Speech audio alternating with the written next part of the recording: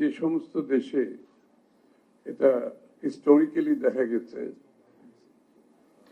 তারা যত তাড়াতাড়ি গণতান্ত্রিক অর্ডারে ফিরে যেতে পেরেছে, ওই দেশগুলো কিন্তু ভালো আছে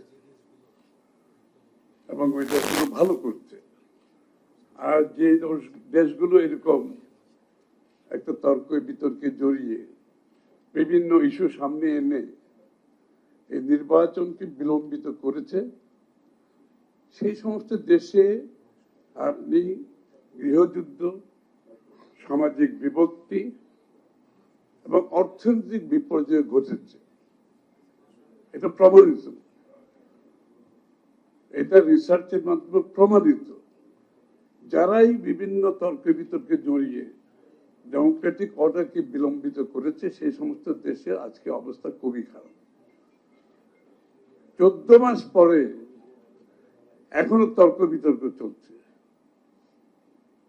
অথচ আমাদের পাশে একটা এক্সাম্পল, নেপালে একটা বিপ্লব, একটা অভ্যুত্থান হয়েছে। দায়িত্ব দিয়ে প্রথম যে কাজটা করলো, তার একটা নির্বাচনের দিন ঘোষণা করে দিয়েছে এবং যারা অভ্যুত্থান করেছে তারা যার যার কাজে ফিরে যাচ্ছে। কিন্তু সবাই, আরেকজন বলেছেন, মান্না ভাই বলেছেন, শ্রীলঙ্কাতে তারা তো কোনো সংস্কার নিয়ে আলোচনা করছে না। তারা নির্বাচনের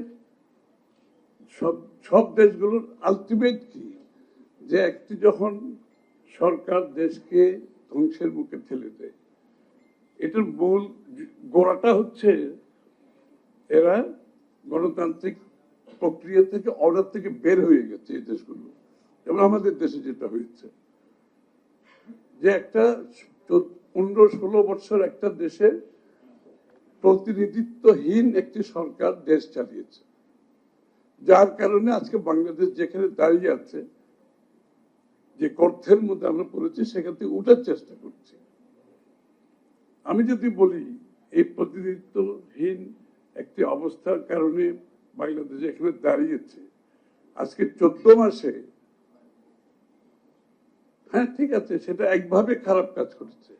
আজকে 14 মাসে বাংলাদেশ আবারও প্রতিনিধিত্বহীন একটি দেশ হিসেবে পরিচালিত হচ্ছে। এখানে কিন্তু কোনো জনগণের প্রতিনিধি নাই। আপনারা যখন পুলিশের কথা বলেন, সরকারি কর্মকর্তা বলেন, ব্যবসার কথা বলেন, বিনিয়োগের কথা বলেন, আমাকে যখন সাংবাদিকরা জিজ্ঞেস করে, আমার কিন্তু কোনো প্রত্যাশা নেই এখানে।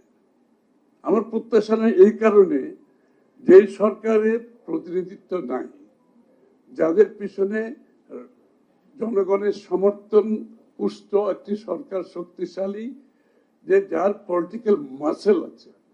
তো পলিটিক্যাল মাসেলটা আসে কোত্থেকে?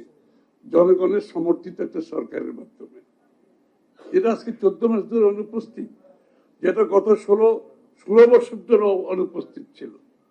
তো সেই ধারা থেকে পরিবর্তন করতে হলে ফার্স্ট থিং, বাংলাদেশের মানুষের প্রত্যাশা হচ্ছে তারা একটি গণতান্ত্রিক ভাবে নির্বাচিত সরকার দেখতে চায়, একটা প্রতিনিধিত্বশীল সরকার দেখতে চায়,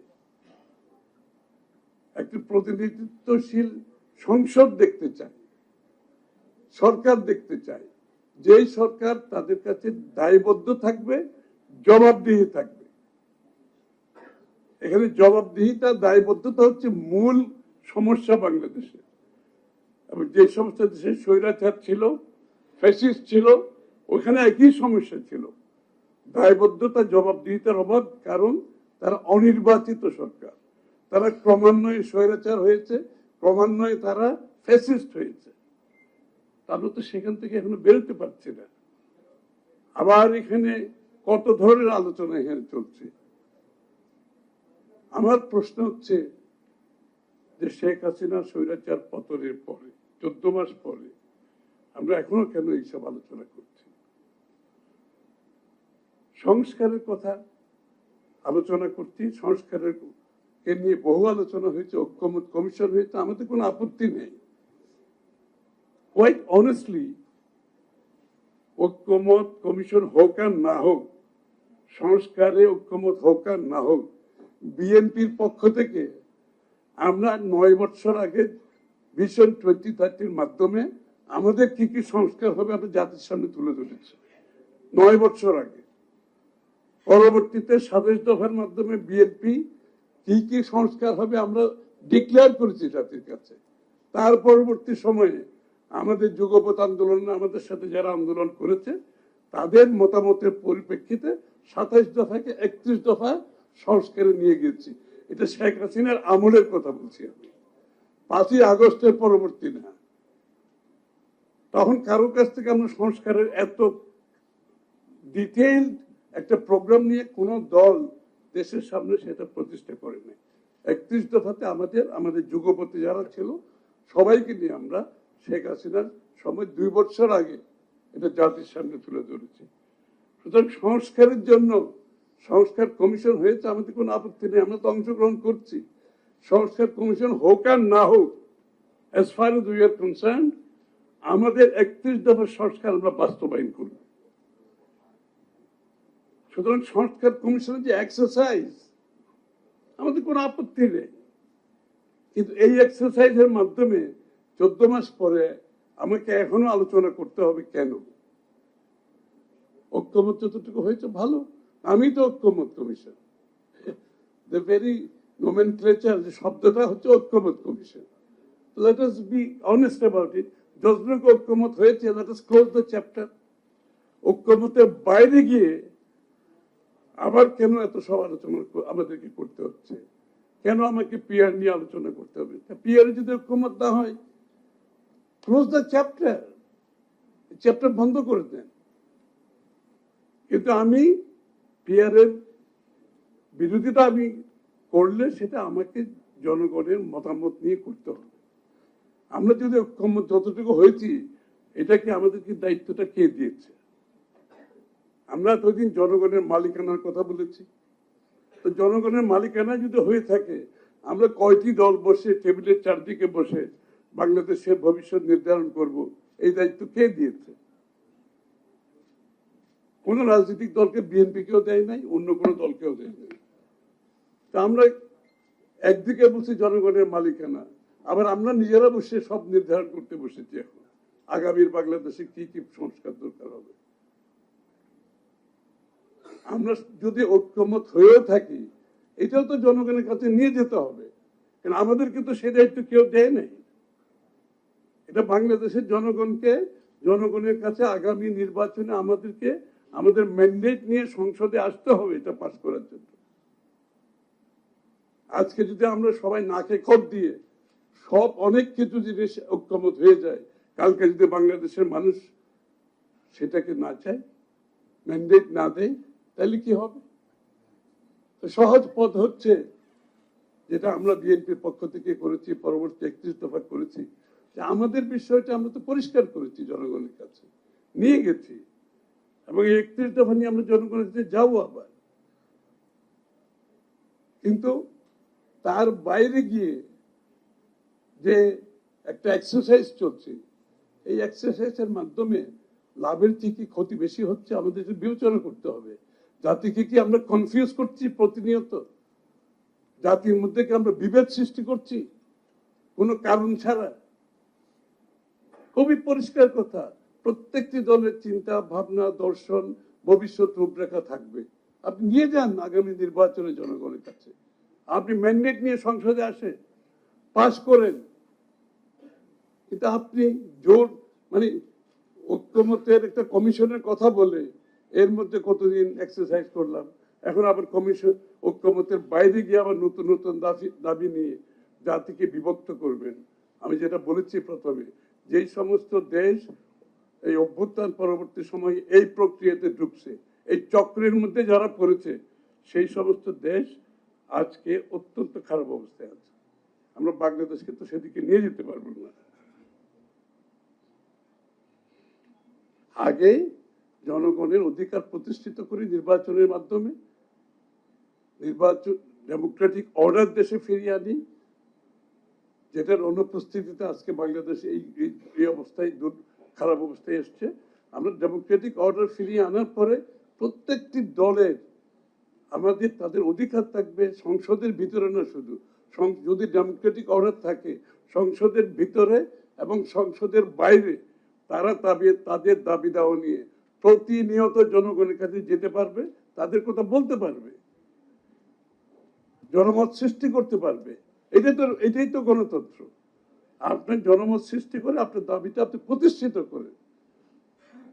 কিন্তু জনমত সৃষ্টি না করে যদি আপনি এখানে ঐক্যমতের কথা বলে এখানে অন্যান্য দাবি তুলে আজকে একটা কনফিউশনের সৃষ্টি করেন, তাহলে তো সেটা কাজ করবে না।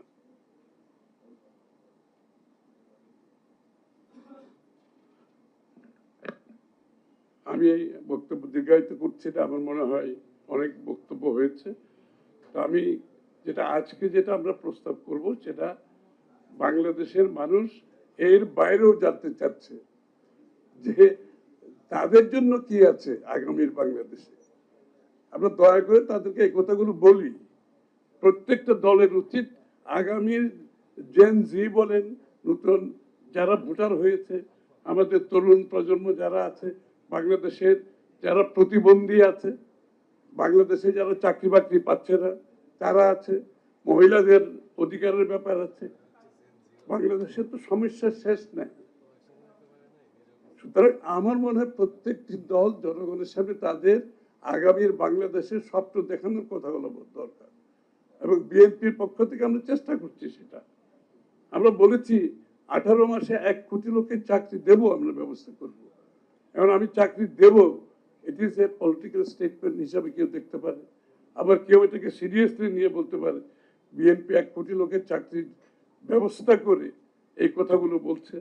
আমি তো বলবো আমরা 1 কোটি লোকের চাকরি 18 মাসে কিভাবে দেব সেই কাজগুলো হোমওয়ার্ক করে সব কিছু শেষ করে আমরা জনগণের সামনে এই কথাটা তুলে ধরেছি। তার আগে কিন্তু আমরা বলিনি, এবং কোন সেক্টরে কত চাকরি হবে সেটাও আমরা তুলে ধরবো। আমরা কমপ্লিট কম্প্রিহেন্সিভ পেপার নিয়ে জনগণের সামনে 1 কোটি চাকরি আমরা কিভাবে দেব তুলে ধরবো। এই কাজগুলো আমরা করেছি। আমরা বাংলাদেশের জনগণের বিনামূল্যে প্রাথমিক স্বাস্থ্য সেবার সিদ্ধান্ত নিয়েছি, নট এ পলিটিক্যাল স্টেটমেন্ট। আমরা সিদ্ধান্ত নিয়েছি, এবং এই জনগণের প্রাথমিক শিক্ষা সেবা কিভাবে দেব, এটার অর্থনৈতিক যে কার্যকর ভাবে কিভাবে করব সেটাও আমরা হোমওয়ার্ক করেছি। করে বলতেছি বাংলাদেশের প্রত্যেকটি নাগরিককে আমরা বিনামূল্যে প্রাথমিক স্বাস্থ্য সেবা ইনশাআল্লাহ আগামী দিনে দেওয়ার সিদ্ধান্ত নিয়েছি, এবং এটার ইকোনমিক্স কি হবে সেটাও আমরা সিদ্ধান্ত নিয়েছি। বাংলাদেশের অর্থনীতিতে যে বিপর্যয় ঘটছে এখন, সেখান থেকে বের হওয়ার জন্য আমাদের ক্যাপিটাল মার্কেট কি হবে, ফাইন্যান্সিয়াল সেক্টর কি হবে, আমাদের বিনিয়োগ কিভাবে হবে, দেশি বিনিয়োগ কি হবে, বিদেশি বিনিয়োগ কিভাবে হবে, এটাও আমরা কাজ করেছি। এবং ইতিমধ্যে আমরা বিভিন্ন স্টেক হোল্ডারের সাথে দেশের বাইরে আমরা এই কাজগুলো সম্পন্ন করেছি। কারণ আপনি ক্ষমতায় যদি জনগণ নির্বাচিত করে ওই দিন থেকে যদি আপনি কাজ শুরু করেন, এই ধৈর্য বাংলাদেশের মানুষের এখন নাই। আপনাকে একটি কম সময়ের মধ্যে 100 days 180 days, আজকাল তো যে এটা গ্লোবালি এগুলো কতগুলো বিষয় হয়ে দাঁড়িয়েছে। সুতরাং আপনাকে ডে 1 থেকে যদি পারফর্ম করতে হয় আপনাকে এখন থেকে প্রস্তুতি নিতে হবে। সকল রাজনৈতিক দলের করা উচিত এটা। এই প্রস্তুতি নিয়ে আপনাকে ক্ষমতায় যেতে হবে।